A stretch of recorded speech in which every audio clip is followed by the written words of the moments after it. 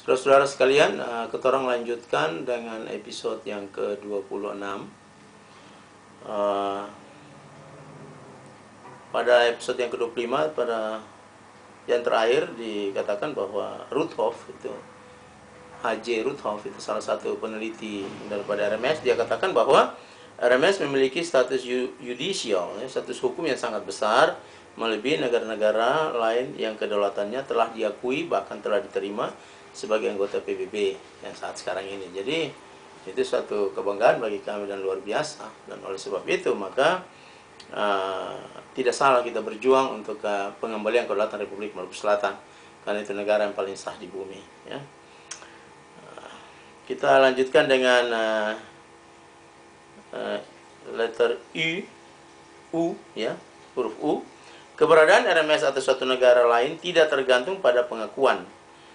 Pengakuan sesuai dengan hukum internasional modern bersifat tidak tertulis, melainkan hanya bersifat deklaratori.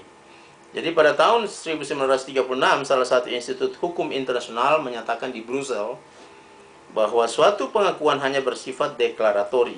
Jadi keberadaan suatu negara baru dengan semua pengaruh yuridis yang melekat kepadanya tidak dipengaruhi oleh penolakan ataupun pengakuan oleh satu atau beberapa negara. Jadi suatu negara yang mau merdeka atau sudah merdeka dengan memenuhi standar internasional, ada wilayah, ada rakyat, ada pemerintah, itu sudah cukup. Sedangkan efek pengakuan itu de facto atau de jure itu sifatnya hanya deklaratori. Artinya bahwa tidak boleh yang lain mengatakan bahwa saya tidak setuju dengan negara itu, nah, atau saya setuju dengan negara, no, tidak demikian. Jadi ya kita tahu, oh kamu sudah berdiri, oke sudah, oke katakan syukur lah, puji Tuhan, katakan demikian. Jadi begitu sifatnya. Jadi dia tidak mempunyai suatu nilai absolut, ya, tapi itu satu nilai nisbi, relatif, ya.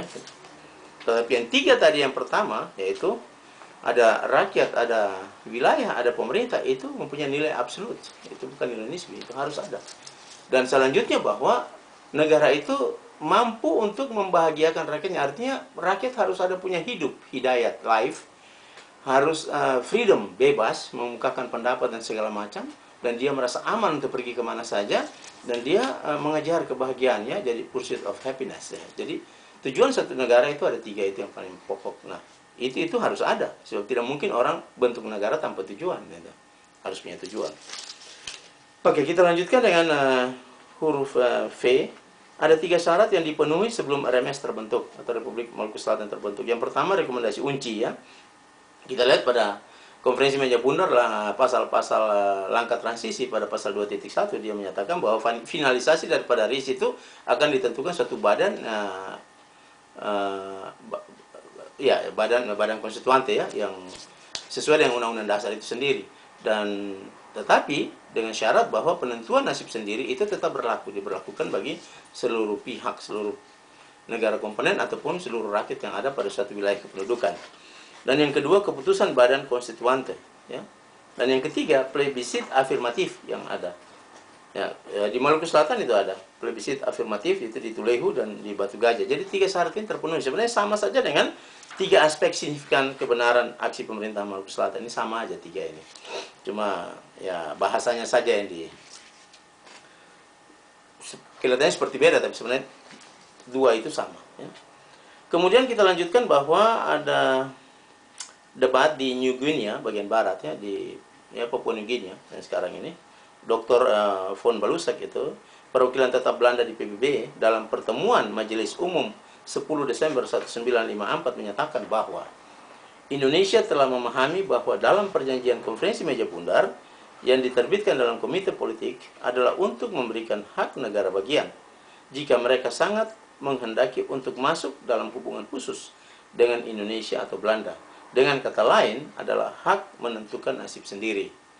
Dan demikian juga dengan Dr. Belaunde, perwakilan Peru, selanjutnya memahami dalam debat tersebut di atas, bahwa dalam debat tersebut di atas dalam Komisi Politik sesi 9 pertemuan Majelis Umum mengartikan bahwa pihak ketiga adalah orang atau rakyat atau bangsa dari daerah.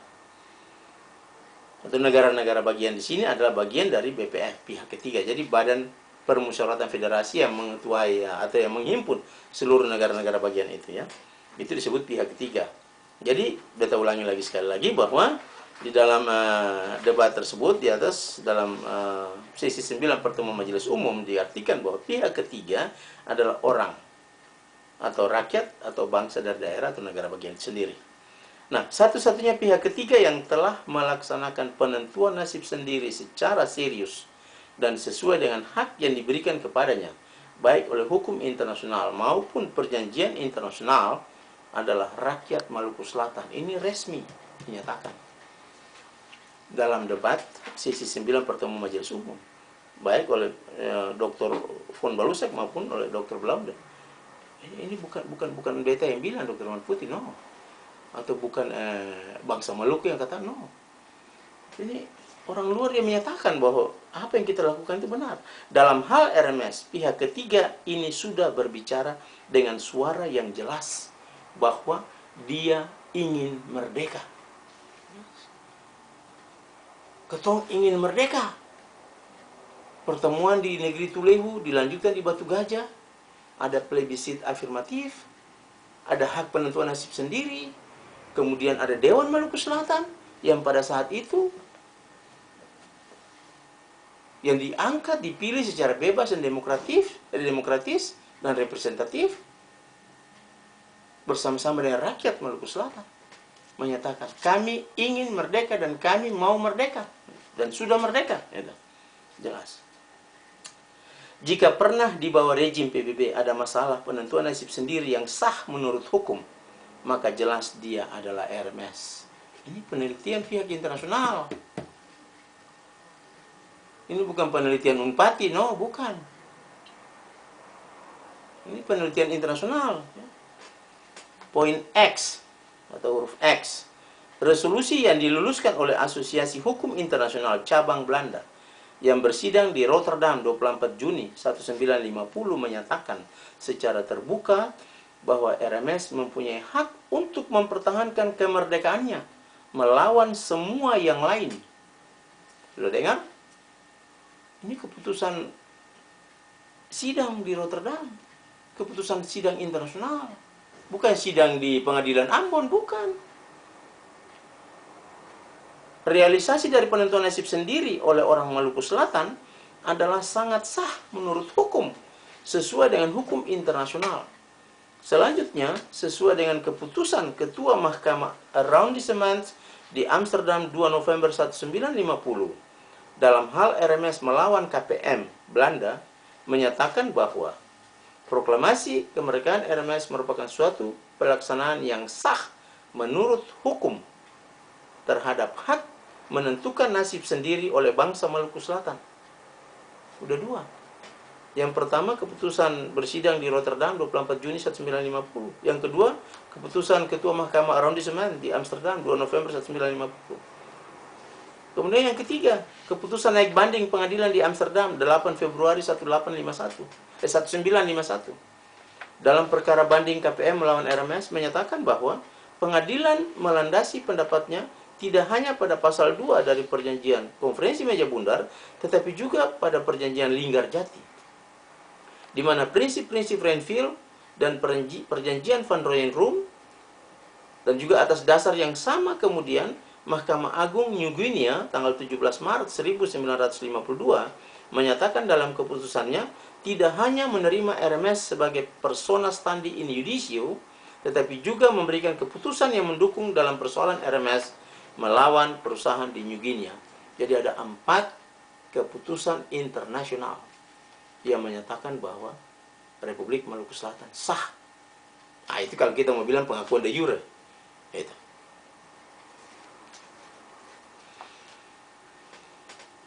Poin atau huruf Y biasa kita bilang, tadi Y ya. Masyarakat Maluku memenuhi segala persyaratan atau pengujian hukum internasional dalam hak penentuan pilihan sendiri. Jadi sudah jelas ya.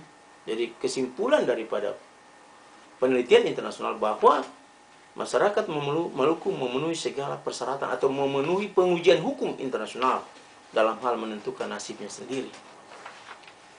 Huruf Z, plebisit atau pemungutan suara adalah suatu metode penting yang mengandung kepastian